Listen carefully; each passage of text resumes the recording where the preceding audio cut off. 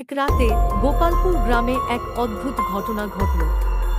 গ্রামের পুড়ে যাওয়া পুরানো মন্দিরে কিছুদিন আগে এক পরিবার বসবাস শুরু করেছিল। মন্দিরের দিকে কেউ রাতে পা রাখতে সাহস পেত না। বলা হতো সেখানে এক প্রাচীন ভূত বাস করে। একদিন রাতে রাজু নামের এক কিশোর মন্দিরের দিকে একা গিয়ে চুপচাপ দাঁড়িয়ে রইল। হঠাৎ সে শুনতে পেল অদ্ভুত আওয়াজ, আসো আসো। ভয় পেয়ে সে পিছনে ফিরে তাকিয়ে দেখল সাদা শাড়ি পরা এক নারী ধীরে ধীরে তার দিকে এগিয়ে আসছে। তার চোখে ছিল অন্ধকার, মুখে কোনো ভাব ছিল না।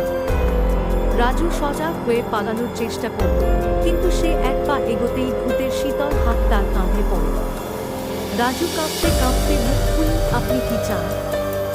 ভূতটা জবাব দিল, আমি শান্তি চাই, কিন্তু কেউ আমাকে শান্তি দেয় না। মন্দিরের রহস্য উন্মোচন কর, আমি মুক্তি পাব। রাজু ভয় পেয়ে বুঝতে পারল ভূতের দুঃখের কারণ এই মন্দিরের এক অজানা ইতিহাস।